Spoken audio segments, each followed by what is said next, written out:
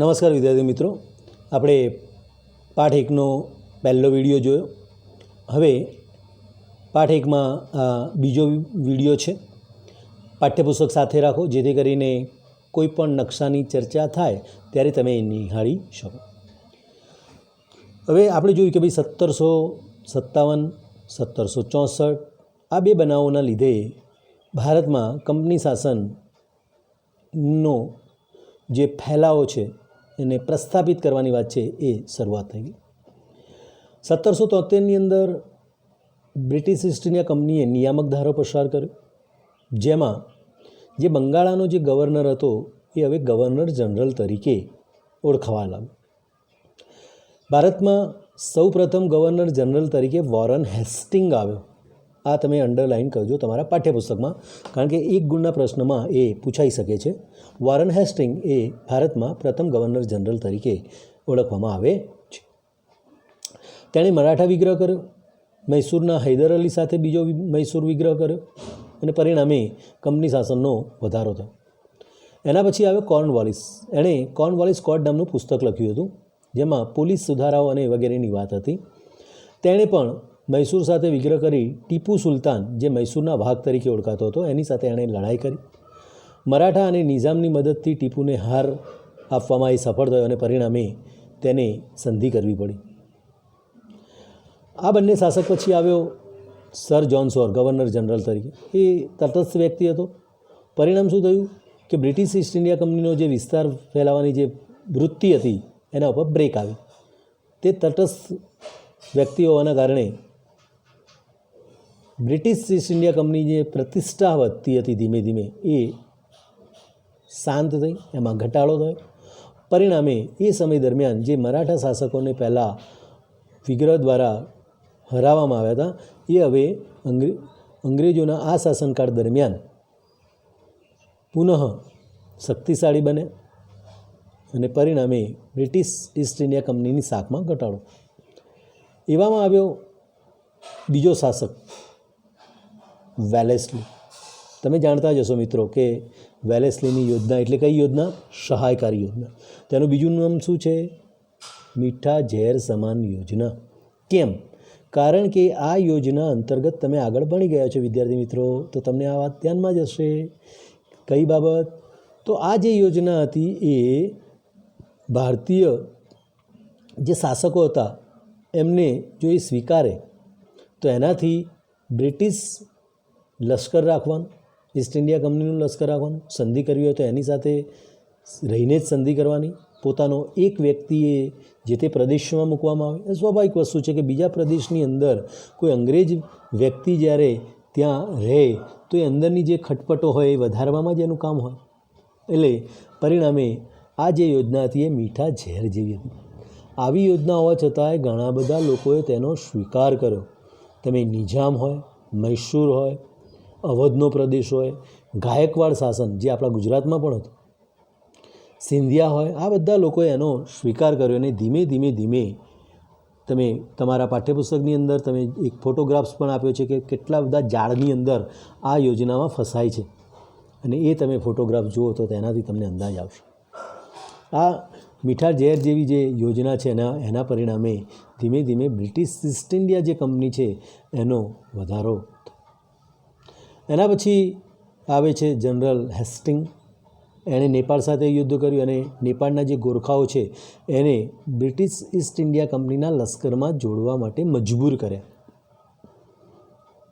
એના પછી પિંઢારાઓનો જે ત્રાસ હતો એ સમય દરમિયાન એ જે લૂંટારાઓ હતા, જંગલમાં જે વિસ્તાર હોય સુમસાન, ત્યાં એ લોકો ખાસ કરીને આ પ્રદેશોની અંદર રહીને લોકોને રંજાડતા હતા. એ પિંઢારાઓનો તેને નાશ કર્યો, એને કાબૂમાં લીધા. એ સમય દરમિયાન ત્રીજો મરાઠા વિગ્રહ થયો અને પરિણામે એ સમય દરમિયાન જે બ્રિટિશ ઈસ્ટ ઇન્ડિયા કંપની છે એની સર્વોપરિતામાં વધારો થયો.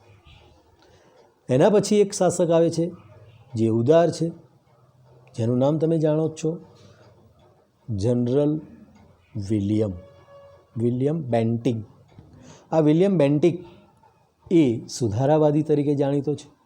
તમે જાણો છો એ પ્રમાણે એ સમય દરમિયાન ભારતમાં કેટલાક કુરિવાજો હતા અને આ કુરિવાજોમાં સૌથી જો ઘાતક કહી શકાય એવો કુરિવાજ હોય તો એ સતી પ્રથા.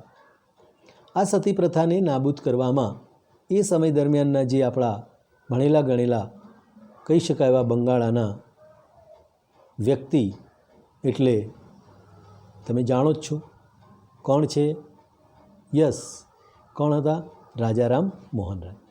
એમની મદદથી બ્રિટિશ ઈસ્ટ ઇન્ડિયા કંપની આ કાયદો ઘડ્યો સતી પ્રથા વિરોધ, અને એના પરિણામે તે અગાઉના ગવર્નર જનરલો કરતાં ઉદાર હતો, અને એના પરિણામે એને જે એ સમય દરમિયાન ધીમે ધીમે અસંતોષ વધી રહ્યો હતો એને થોડો ધીમો કરવામાં એ સફળ થયો. પરંતુ જેવું એની વિદાય થઈ અને નવો શાસક આવ્યો, કોણ? સામ્રાજ્યવાદી પણ સુધારક પણ હતો. આ સામ્રાજ્યવાદી ગવર્નર જનરલ એટલે ડેલહાઉસી. એણે જીત જપ્તી અને ખાલસા નીતિનો એ જનક ગણાય છે. એણે યુદ્ધ દ્વારા, કોઈ અપુત્ર મૃત્યુ પામે તેના દ્વારા, ગેરવહીવટનું બહાનું કાઢીને, નામમાત્રની સત્તા જ્યાં હોય ત્યાં, કોઈને પૈસા કે કરજ આપીને, આ બધા જે પ્રદેશો હતા એણે ધીમે ધીમે ધીમે બ્રિટિશ ઈસ્ટ ઇન્ડિયા કંપનીની અંદર એણે સામેલ કરી, અને બ્રિટિશ ઈસ્ટ ઇન્ડિયા કંપનીનું જે સામ્રાજ્ય છે એ આખા ભારતની અંદર ફેલાવવામાં એને જબરજસ્ત સફળતા મળી.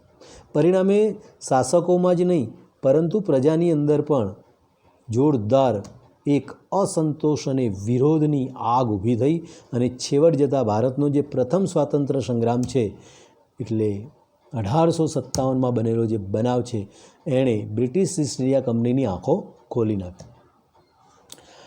એ સામ્રાજ્યવાદી તો હતો જ, પણ સાથે સાથે સુધારક પણ હતો. સુધારક એટલે માત્ર ભારત માટે નહીં, ભારત માટે તેણે કોઈ સુધારા નહોતા કર્યા, તેને તો બ્રિટિશ ઈસ્ટ ઇન્ડિયા કંપનીને એક વધુને વધુ ફાયદો કેમ થાય એ ધ્યાનમાં રાખીને એણે સુધારા કર્યા, પરંતુ એનો લાભ યેન કેન પ્રકારે એણે ભારતના લોકોને પણ મળ્યો, અને આગળ જતાં એ આપણાને ખૂબ અસરકારક આ માધ્યમો સાબિત થયા. એમાં સૌથી પહેલું કયું હતું? યસ, 1853માં જે સૌ પ્રથમ રેલવે શરૂઆત થઈ. ક્યાં શરૂઆત થઈ? મુંબઈ અને થાણા વચ્ચે, અને એનાથી ધીમે ધીમે ધીમે પછી રેલવે યુગની શરૂઆત. તાર ટપાલ હોય, જાહેર બાંધકામ હોય, વિધવા પુનર્લગ્નની વાત હોય, બાળ લગ્ન પ્રતિબંધકની વાત હોય કે અંગ્રેજી શિક્ષણ શરૂઆતની વાત હોય, આ બધા જુદા જુદા એણે કાયદાઓ ઘડ્યા, એની શરૂઆત કરી. એટલે પરિણામે તે સુધારાવાદી શાસક તરીકે પણ ઓળખવામાં આવે છે, અને જીત જપ્તી અને ખાલસા નીતિ દ્વારા જે તેને સામ્રાજ્યવાદી પ્રવૃત્તિ કરી તેથી તેને સામ્રાજ્યવાદી શાસક તરીકે પણ ઓળખવામાં આવે છે. તો આ બંને વાતો તમને પરીક્ષામાં પૂછાય તો તમે યોગ્ય રીતે લખી શકો છો. આમ 1757થી 1857નો જે સમયગાળો છે એ દરમિયાનના જે 100 વર્ષ હતા એ 100 વર્ષમાં આ સમય દરમિયાન અનેક પ્રદેશો આ લોકોએ પડાવી લીધા. એ કપટથી હોય, જોર જુલ્મથી હોય, જપ્તી કરીને હોય. પરિણામે એક અસંતોષની આગ ઊભી થઈ, અને ધીમે ધીમે ધીમે ભારતમાં બ્રિટિશ સત્તાનો જબરજસ્ત વધારો તો થયો, પણ લોકોમાં અસંતોષ પણ ઊભો થયો, અને છેવટ જતાં આ બનાવે, આ ઘટનાઓએ ભારતમાં પ્રથમ સ્વાતંત્ર્ય સંગ્રામનો પાયો નાખ્યો. વિદ્યાર્થી મિત્રો, આપણે આટલી વાત અહીંયા રાખીશું. નેક્સ્ટ વિડીયોની અંદર, ત્રીજા વિડીયોમાં આપણો પાઠ પૂર્ણ થશે. તમે આ પાઠને વાંચતા રહો, અને કોઈ પણ પ્રકારની મુશ્કેલી હોય તો તમે વોટ્સએપ દ્વારા પણ આ મુશ્કેલી જણાવી અને એનું સોલ્યુશન લાવી શકો છો. ધન્યવાદ.